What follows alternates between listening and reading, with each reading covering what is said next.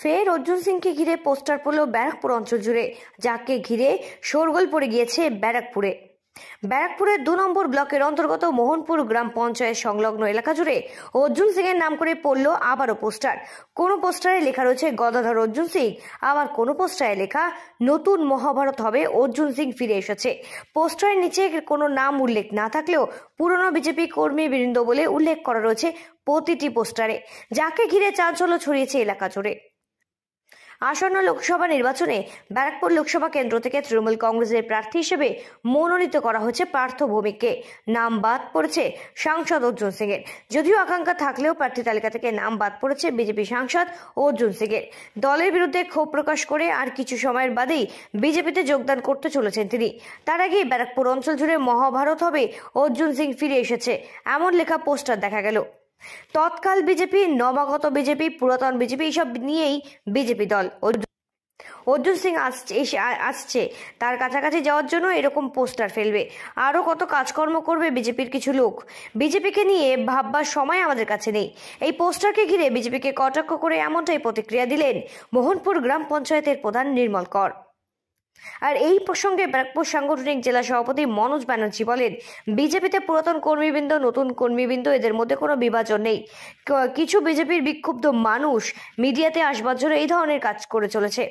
আসন্ন লোকসভা নির্বাচনে ব্যারাকপুর কেন্দ্র থেকে যাকেই বিজেপি মনোনীত প্রার্থী হিসেবে ঘোষণা করা হোক না কেন, তার জন্যই লড়াই করবে বিজেপি, এমনটাই বলেন ব্যারাকপুর সাংগঠনিক জেলা বিজেপির সভাপতি মনোজ ব্যানার্জি। তবে কে বা কারা এই ধরনের পোস্টার লাগিয়েছে সে বিষয়ে কিছু না জানা গেলেও ব্যারাকপুর অঞ্চল জুড়ে বিজেপির পক্ষ থেকে ফের অর্জুন সিং এর দলে ফিরে আসা প্রসঙ্গে শোরগোল ফেলে দিয়েছে তা বলা বাহুল্য এই একের পর এক এই ধরনের পোস্টার দেখে। তবে এখন এটাই দেখবার বিষয়, আদৌ বিজেপিতে যোগদান করে ব্যারাকপুর লোকসভা কেন্দ্রের আসন্ন নির্বাচনে বিজেপির পক্ষ থেকে মনোনীত প্রার্থী হিসেবে লড়াই করেন কিনা অর্জুন সিং। বিজেপির তৎকাল বিজেপি, পুরাতন বিজেপি, নতুন বিজেপি, এই সব নিয়ে বিজেপির দল। এখন অর্জুন সিং এসছে, একদল তো তার কাছাকাছি যাওয়ার জন্য নানা রকম পোস্টার ফেলবে, নানা রকম কাজ করবে। আমরা এই নিয়ে ভাবছি না, কারণ অর্জুন সিংকে নিয়ে ভাবার কোনো বিষয় নেই। আমরা দলের কর্মী, দলের নেত্রী এবং দলের আমাদের সর্বভারতীয় সাধারণ সম্পাদক যে প্রার্থী তালিকা প্রকাশ করেছে তাতে ব্যারাকপুর লোকসভা কেন্দ্রে পার্থ ভৌমিক আমাদের প্রার্থী। আমরা তাই নিয়ে চিন্তা করছি। আজকে আমাদের বিধানসভা কমিটির মিটিং ছিল, সেখানেই তাই নিয়ে আলোচনা করছি।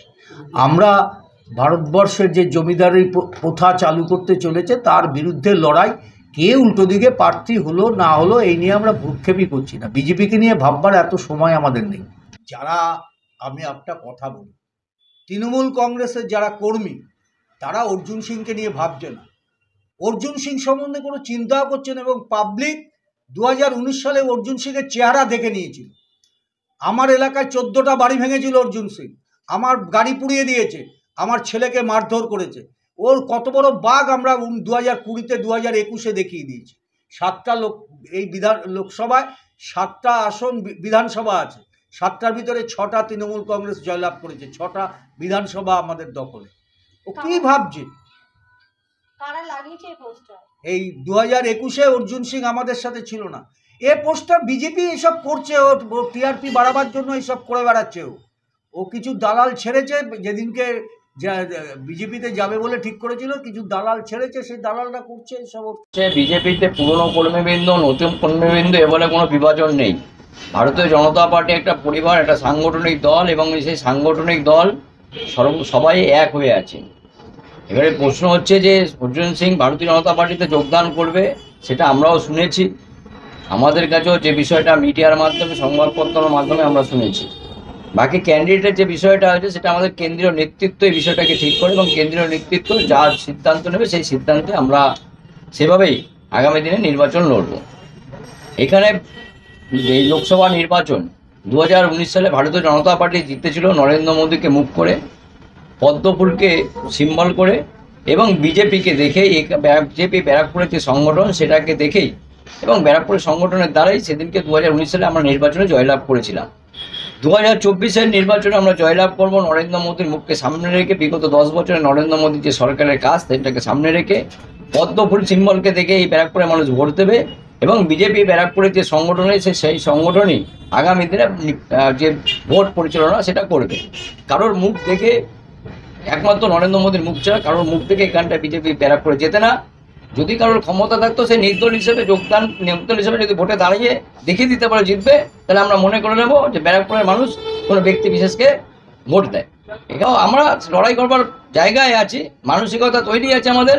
নির্বাচনের প্রস্তুতি আমরা নিয়ে রেখেছি এবং আমরা নির্বাচনের যেহেতু প্রস্তুতি নিয়েছি, নির্বাচনে 2024 আমরা জিতবো, এটা আমরা সংকল্পবদ্ধ। প্রত্যেকটা ভারতীয় জনতা পার্টি কর্মীবৃন্দ, সে যেই প্রার্থী হোক তার জন্য ভারতীয় জনতা পার্টি লড়বে। মোহনপুর থেকে সৃঞ্জিনী পোদ্দারের রিপোর্ট, সঠিক বার্তা।